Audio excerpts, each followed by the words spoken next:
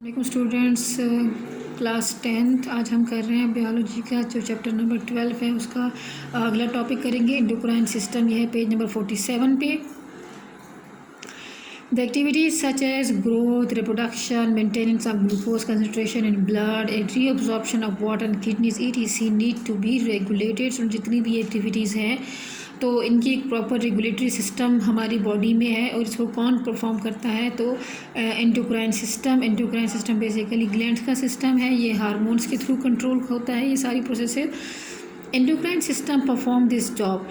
This system uses chemicals to communicate with its effectors, यानी जिस part पे जो रिस्पॉन्स देना है, जो काम करना है, तो ये कम्युनिकेशन किसके थ्रू होती है तो ये होती है केमिकल्स के थ्रू। जैसे न्यूरॉन्स का हमने पढ़ा था कि उसमें इलेक्ट्रिक इम्पल्स के थ्रू होती है, उसमें भी केमिकल जो न्यूरो ट्रांसमीटर होते हैं इन्वॉल्व होते हैं, और यहाँ पे जो कम्युनिकेशन होगी वो होगी केमिकल्स के थ्रू। और ये केमिकल्स क्या हैं? ये केमिकल दरअसल कहलाते हैं हार्मोन।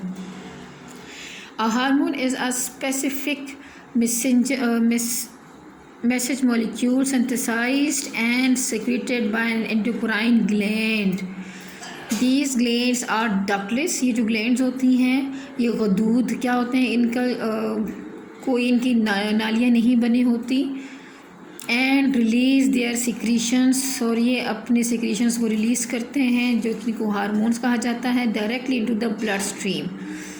तो स्टूडेंट इनकी स्पेसिफिकेशन क्या है कि जो ये एंडोक्राइन ग्लैंड्स हैं ये क्या करते हैं, इनके एक तो ये कि डक्टलेस हैं, और दूसरी स्पेसिफिकेशन क्या है कि release their secretions hormones that lead to the blood stream. और फिर थर्ड क्या है कि blood carries the hormones to the target organ और tissue upon which they act. Many glands in our body are exocrine. Such glands have ducts for releasing their secretions. For example, the digestive gland, skin glands, etc. तो students यहाँ पे आपको बताया कि कुछ glands हमारे पास हैं जो एक्सोक्राइन हैं भी, यानी उनकी प्रॉपर डक्ट्स होती हैं कि वो अपनी सिक्रेशन को छोड़ते हैं। तो वो कहाँ कहाँ पाई जाती है? वो डाइजेस्टिव ग्लैंड हैं और स्किन की ग्लैंड्स हैं। जैसे आपको पसीना आता है स्वेट ग्लैंड जो कि इंसान के अंदर पाया जाता है, जिसकी वजह से उसके पसीना आता है, तो ये प्रॉपर एक डक्ट के थ्रू बाहर आता है। यहाँ पे कुछ एग्जांपल दिए हैं कि the step wise process of the Metamorphosis, student change in shape, जो चेंज बॉडी में आ रही होती है, जैसे से कोई भी जैसे कि इंसान बढ़ता है या कीड़े मकोड़े जैसे बढ़ते हैं तो उनकी बॉडी में जैसे चेंजेस आ रही होती हैं, वो क्या होती है, किस वजह से होती है? Many animal is controlled by the hormones. Life activities such as cell division and invertebrate, students जिनकी रीढ़ की हड्डी नहीं होती, are also regulated by hormones. Hormones also control activities like migration in birds. Hormones have been identified even in the unicellular organisms. Important endocrine glands कौन से हैं? तो नंबर 1 हमारे पास है pituitary glands. It is a P shape gland attach to the hypothalamus of brain. Student इसको एक दफ़ा दोबारा से हम देखेंगे पीछे डायग्राम से। तो स्टूडेंट यहाँ पे आप देख सकते हैं ये पिट्यूटरी ग्लैंड जो पी शेप्ड होता है, और ये अब हाइपोथैलेमस के एंड जो है ना नीचे पाया जाता है।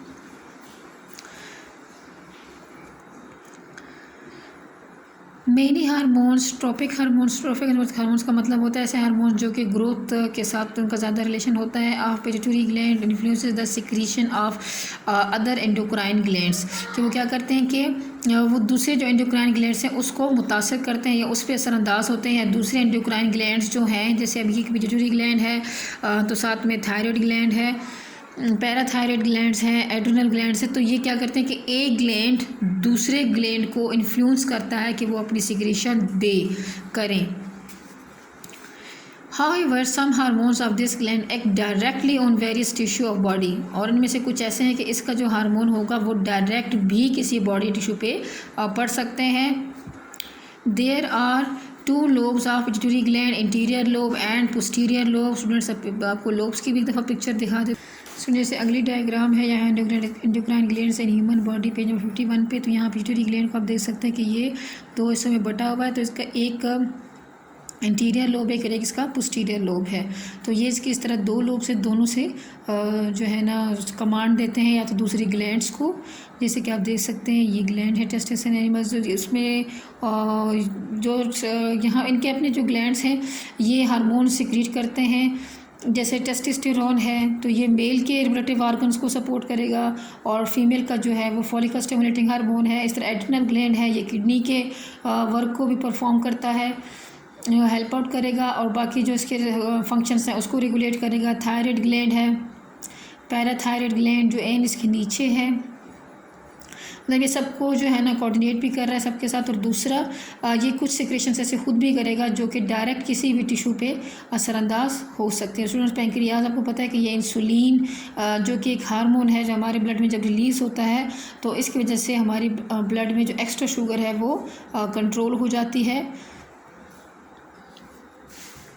तो स्टूडेंट्स, मेन मकसद हमारा था कि इंटीरियर लोब और पोस्टीरियर लोब का बता सकूँ। तो इंटीरियर लोब के अब जो अपने सिक्रीशंस हैं या वो कौन कौन से हार्मोन्स को सिक्रीट कर रहा है तो वो हम पहले इसको पढ़ेंगे। इंटीरियर लोब में it produces many hormones. One of the most important hormone is somatotropin growth hormone. Somatotropin hormone है जो स्पेशली ग्रोथ के साथ रिस्पॉन्सिबल है। It promotes the growth of body. If the production of this hormone is diminished during the growing age, अगर बच्चे के growing as में इस हार्मोन की प्रोडक्शन ख़त्म हो जाए, बहुत कम पड़ जाए, the rate of the growth decreases, तो बच्चे की बढ़ने की शरह भी कम हो जाएगी। This condition is called dwarfism, और इस कंडीशन को ड्वार्फिज्म यानी इस हार्मोन के कम होने पे या रुक जाने पे जो कंडीशन पैदा होगी उसको ड्वार्फिज्म कहते हैं। And if this hormone excessively produce during the growing age it leads to gigantism. Students, आपने कुछ स्टूडेंट देखे होंगे कि कुछ बच्चे देखते हैं या लड़का लड़की होंगे कि जो आपको लगे जैसे एक्स्ट्रा बहुत ज़्यादा लंबे हैं, तो ये कौन सी इस हार्मोन की बहुत ज़्यादा ज़्यादती होने की वजह से ये कंडीशन होती है, इसको जाइजेंटिज्म कहते हैं।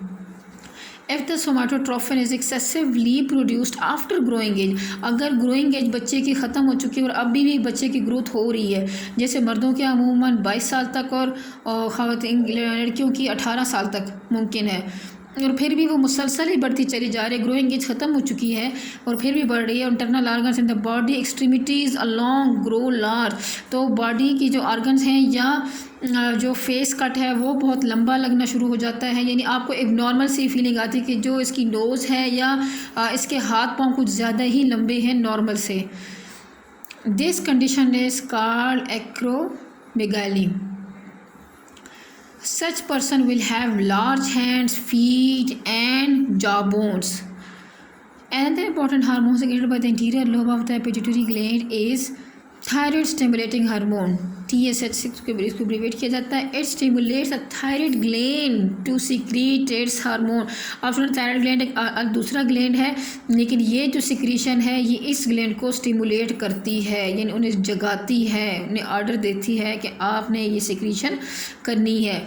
It stimulates the thyroid gland to secrete the hormone. The remaining hormones of anterior lobe influences the reproductive organs and also control the adrenal glands। तो बाकी जितने भी हार्मोन इंटीरियर लोब के हैं वो रिप्रोडक्टिव ऑर्गन को के लिए इन्फ्लुएंस करते हैं, और फिर क्या करते हैं एड्रिनल ग्लैंड जो कि आपके किडनीज़ के ऊपर होता है तो उसको भी कंट्रोल करते हैं।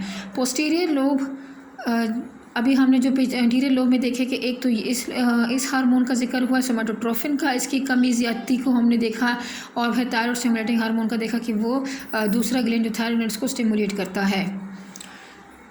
पोस्टीरियर लोब क्या है? Posterior lobe the pituitary gland stores and secrets to hormones, for example oxytocin and vasopressin, जो एंटी डियूरेटिक हार्मोन है, मतलब ज़्यादा पेशाब बनने को रोकता है, ज़्यादा पानी पेशाब में जाने से रोकता है।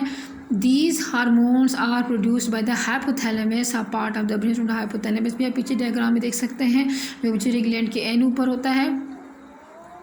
Vasopressin increases the rate of reabsorption of water from the nephron. Student, nephron एक यूनिट है उसका किडनी का वर्किंग यूनिट है जो काम करता है किडनी में। When we have a low amount of water in the body fluids, pituitary gland secretes vasopressin and so more reabsorption of water occurs from the nephrons into the blood.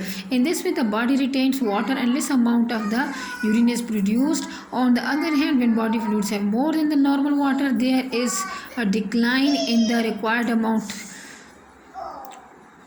Less water is reabsorbed from the nephron and there is excessive loss of the water through urine. This condition is known as diabetes insipidus.